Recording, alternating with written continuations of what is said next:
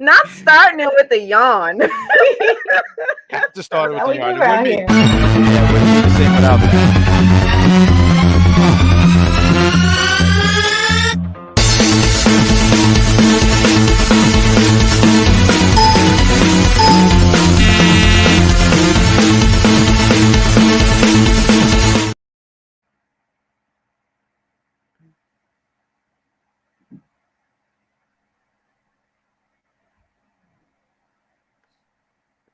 All right. Thanks for joining us and clicking on our faces. Here we are yet again talking about another show with you guys. This time we're talking about Castlevania, not season one, but Castlevania Nocturne. So I can't do this alone. I'm here with my top shelf bed, my fellow top shelf bed. He said, "Hey, Jack." Hey. All right. And we are joined by the marvelous cosplaying queen, Danny Say So. I wouldn't go that far, but I Cosplay competition winner, third place. Nah, you'd be really killing it, girl. Nah, you really would. Oh, thank you so much. Hey guys, it's me, Danny Say So from Instagram. Glad to be here. Thanks for inviting me. I apologize in advance for any haberdasheries or tomfoolery that I bring to the show. But Love it. Oh, that means you're gonna fit in just fine. Mhm. Welcome aboard. So, you all read the title. We're here talking about Castlevania Nocturne. Now, this first episode, we're introduced to a couple set of characters, you know, a whole cast of characters. We got the Richter, his name is? Ricker, something like that. Not Ricker. No, he's not a Ricker. I want to call him the Witcher. Because it's close enough. You're already starting off with the violations right now. I said the name. It's Richter. I know Richter. Richter, like Victor, but Richter. Yeah, we got Richter. We got Maria. We got Albert, who's kind of sexy. I'm not gonna lie, Albert is kind of sexy. And no, the guy, the who's in the group, but not really all the way in the group. It looked like so far in season one. The third guy. The third guy. Man. There's Richter. There's Maria, and then there's the black guy in the back. Yeah, that sounds about right. The black guy in the back. Y'all know who I'm talking about. Y'all know who I'm saying. If you're watching, you know who I'm talking about. But yeah, we're introduced to a whole like cast of characters. My thing is, it seems that it's set in like, you know, France, sometime, you know, historic France. But everybody's running around with a British accent, and I don't understand. 1792 is during the French Revolution. I had a little notes. Okay, well, hold on, can we have who? He's a fan of wrestling, and he knows that these are people I don't like, so he says Goldberg and Icky Man. He does this just to set me to have me yell, but I'm not gonna give you that, Roddy. But thank you for tuning in. Well, thanks for watching. We appreciate you, Roddy. And I know that, okay, again, they're in France, but they have all of these British accents. Okay, whatever. It opens up with like a little flashback, and we get a little, you know, a sad scene of Richter in his past, you know, the passing of his mother and how she died protecting him. What did you guys think about that opening scene? Why don't you take the floor first, Danny? It was his fault. Oh, oh, damn! And I stand on that. And she, and, you know, and the funniest thing is she's sitting down. But please carry on. I sit on that. There we go. Why is it his fault? She told him to get to the boat. Okay. And the way that fight was going, like she had it. Like what I cannot remember names right now, but you know who we're talking about, the dragon dude or whatever. Yeah. Like he was like he's powerful and everything, and they were getting it popping and all that, but she had it and she was holding her own. I feel like if she didn't need to concentrate on Richter, she would have been just fine. Well, I don't know. It's like 50-50. It's 50-50, but definitely when he was still there, 100% his fault that she got killed. Okay, you think she was too busy trying to protect him? She was. Getting rid of the guy? She was. You know, it's funny. In the beginning, I was thinking that myself, like, you know, it's his fault because I wouldn't even say the mother had it. I won't even go that far, but she was holding her own. And then this kid gets in the way. And part of me was sitting there, but then I sat here and said, I respect what Richter was doing, 10-year-old Richter, because what he was trying to do was protect his mom. And I respect that because 10-year-old me would have ran into a freaking crate. So I can't even hold him to it. Yeah, but I'm sorry, I didn't mean to talk over you, Nanny, but the guy's name is Orlox or Alvox. It's with an O. Orlox. Thank you. Orlox. Okay. You think Orlox would have beat her? Oh, absolutely. I think he would have. I mean, I feel like this was a canon event here. The mother had to be taken out for Richter to have this story of being a hero. So yeah, I do think that she was going to be taken out regardless. Now, I thought the dragon was overkill, but you have to send a message to the kid, and he has no idea that he has just created Batman because he just did this scene. So only here's the thing, though, because he was placed in it. But if he wasn't. You think she would have? Orlox is beating her? At the very least, it would have been a stalemate. He had something to fight for, though. He mentioned to Richter that she killed someone that he loved as much as she loved Richter. Right. So I don't know who that person is. I don't know if it's a child of his or a lover or something. So he was coming in, with some fire. So maybe it could have been a stalemate, but he definitely would have. If he didn't kill her, he would have maimed her for sure. I feel like if he was fighting for something. I think. Oh, I actually like that because even if he didn't kill her, she would have been injured in some kind of way, some massive way, right? Is that what you're getting at? Oh, but she wouldn't have died though. Yeah, possibly not. Maybe days later, maybe some injuries. She was fighting for Richter. She had something to fight for too. Not really. Yeah, that's true. That's true. That's her son. But I feel like if he wasn't there, she maybe would have. If she died, it would have been off of the battlefield. Days later, due to infection, this is ancient times at this point. I know there was still bloodletting and not washing your hands, so she would have died either way. No, she wouldn't. They were Belmonts. They were living lavishly. Yeah, all right. They were still bloodletting. I'm sorry. I have to. Yeah, I was gonna say I have to correct you there. You said they were living lavishly. I think she was just living in her blood because that's what she was left laying in. But you're right. It seems like you don't like her, do you? Are you? No, she ain't doing.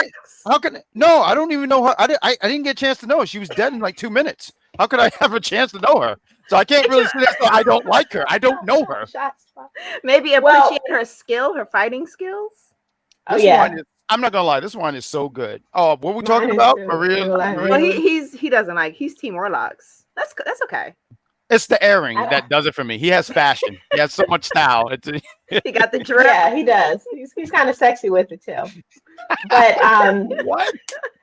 It's also the green eye. Kind of sexy with it. Yes, it's the green aura about him. Yeah, and the control. Like he came in controlling the room. Like Y'all don't deserve to support the Belmonts going forward. Stick to Orlox.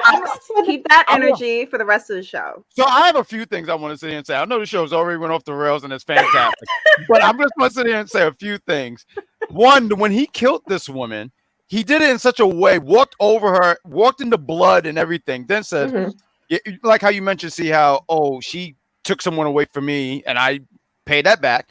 And he said, I could kill you, but I'm not going to do that right now. And then walks off and then walks more into blood. So there's more blood drip. And then you also mentioned, Danny, about don't support the Belmonts anymore. He was a pain in the ass in Smash Brothers. So no, I don't support any Belmont. Every time I recently found that out that he's in Smash Bros. He's a playable character. Yeah, Richter's in the game. That's why as soon as I saw him, I said, I know Richter because the Belmonts, the story always goes around the Belmonts, and I guess they always fight Dracula. I'm not super familiar with the game. And every time I went against him in Smash, guess what happened? I got whipped, and I said, I could tell you why this is offensive, but I will stop right here. Now, it seems like if you're watching, don't forget to leave us a like. Don't forget to grab your drinks. We are drinking this evening. It seems like he has some kind of mystical magical going on because even during the fight with his mom, or not with his mom, when he was trying to assist his mom, he had like some kind of flame power coming out of his fingers.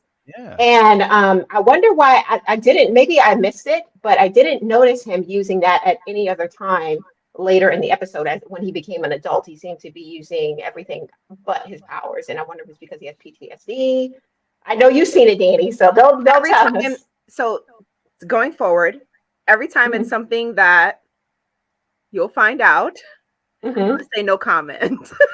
Okay, no, I can appreciate that. But he definitely has, I don't know, I feel like he has some skill. Like he definitely, you know, we see his fighting ability. But we're introduced later to a character named Maria. Now, she seems to be kind of like Lisa Simpson. She's always down for the cause, right? What? And she's an ally. She's an ally. I don't know what she's down for the cause. She's done with the aristocrats. She's done with the monarchy. She's like, we got to take them down, right? Viva la revolution. Exactly. Down with the man. Down with the man. So you know what it is? She doesn't like them rich snobs. And they were some rich snobs. I heard the classical music. You see my glass? I couldn't be welcomed in there. It was like, look at that cheap crap. You saw how they had their fancy glass. They were fancy. They were fancy. They had the mask on. I can't relate. Oh.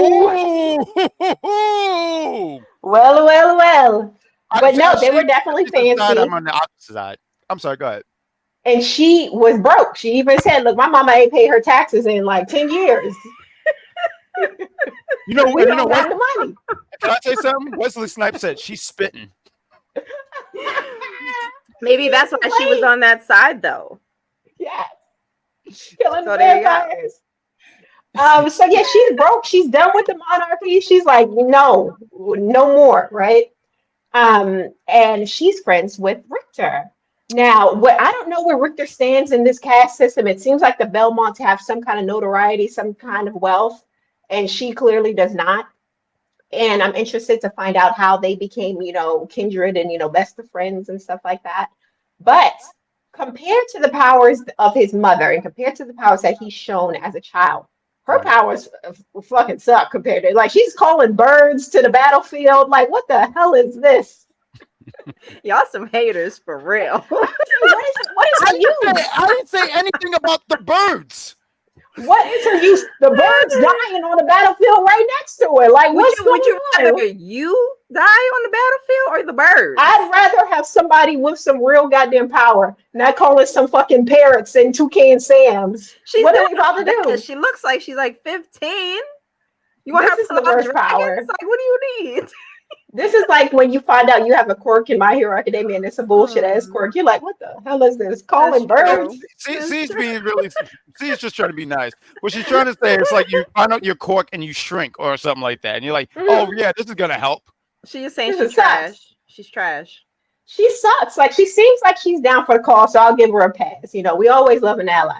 But as far as her on the battlefield, now they're not useful. You just already explained that these birds were useless.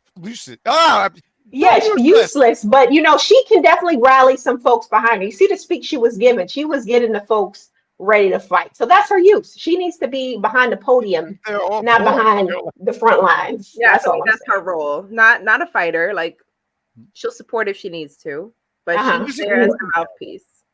Exactly.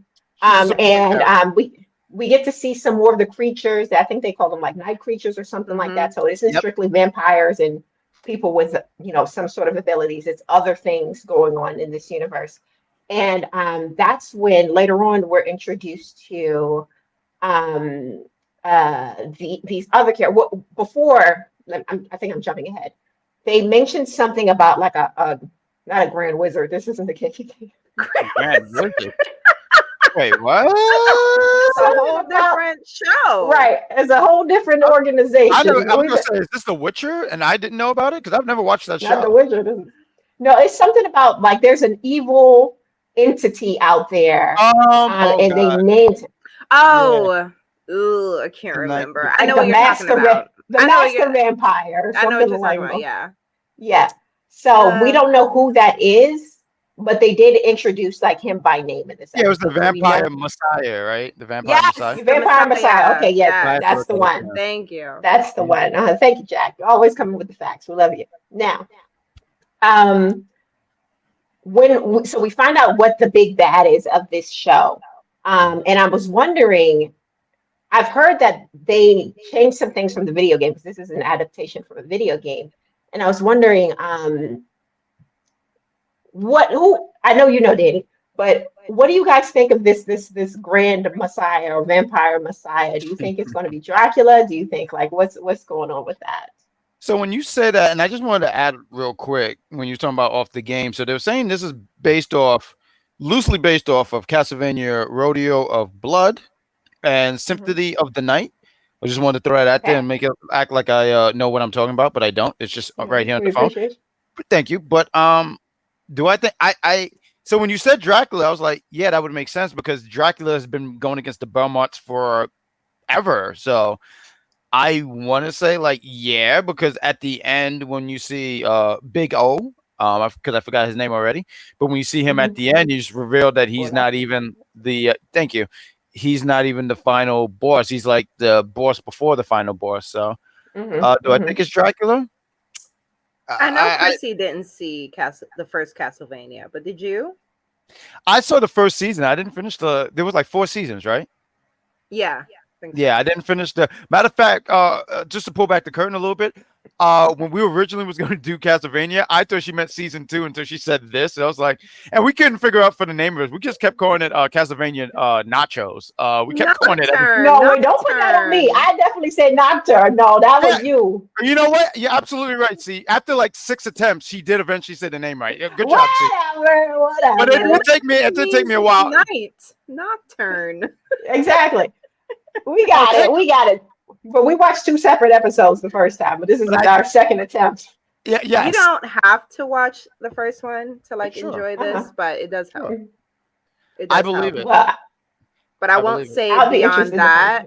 I'm just saying that based upon who you guys think the big bad is. Ooh. I feel like if you watched Castlevania, you might think differently. You know what? Hey Dan, thanks for joining us. Hi Dan. I'm on here. She got me on here. You know, not for nothing, Dan. I did talk about you a little bit before the show to Danny, and I told her how you didn't listen to me. I will still hold that grudge, but it was great. Oh God, the best judge in UPR battles history, Dan. Thank you so much. You cannot out-talk me. How dare you? But it was great seeing you over the weekend, Dan. Fantastic. He was great. He had like 2 cosplays that day. He was fantastic. He was fantastic. You didn't see him, but when we were leaving, Dan.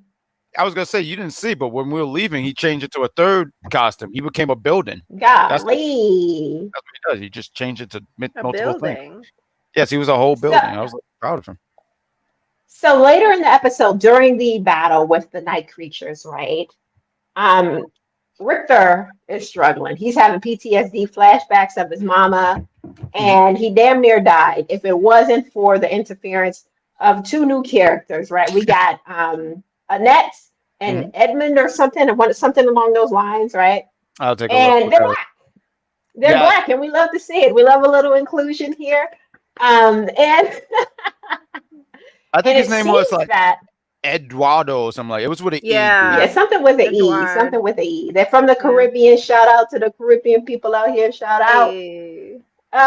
But they were able to, save his life with some magic. They mentioned about her being magical, Annette, because she had a sword and then she did some sort of prayer. I don't know what it was that she did, and it disappeared into dust and reappeared as some plates on the table. So I'm interested to learn more about her power set. But essentially, they saved his life, and they were on a journey to find the Belmont. So they found who they were looking for. And I do know, because there was this big controversy about the race swap of the character of Annette. She was originally a white damsel in distress, the love interest of Richter, I want to say. And they changed her backstory to be a black woman, former slave in the Caribbean. Now, for me, I don't have a problem with a race swap, especially given if there was no representation in the original adaptation. But what I do have a problem with, I can't even say a problem. I think it's interesting or very telling that they changed her from what was a damsel in distress into this very capable fighter type of character.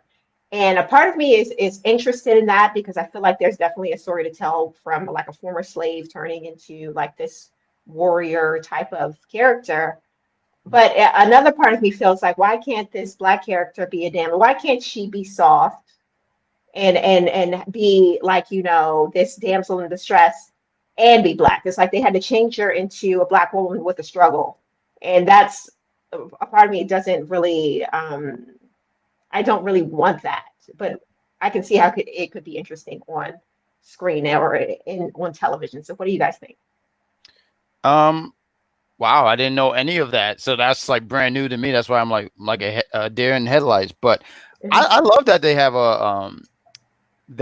her and she's strong and she can do all these things. I'm interested in seeing what more can she do, because like how you mentioned about the magic, and I was curious. I was like, when she did that, was she taking like material from the house? Like, was that the table in the house? Like, where did that table come from, and where did that plate come from? And I forget what all these other things, you know, what other items that she did.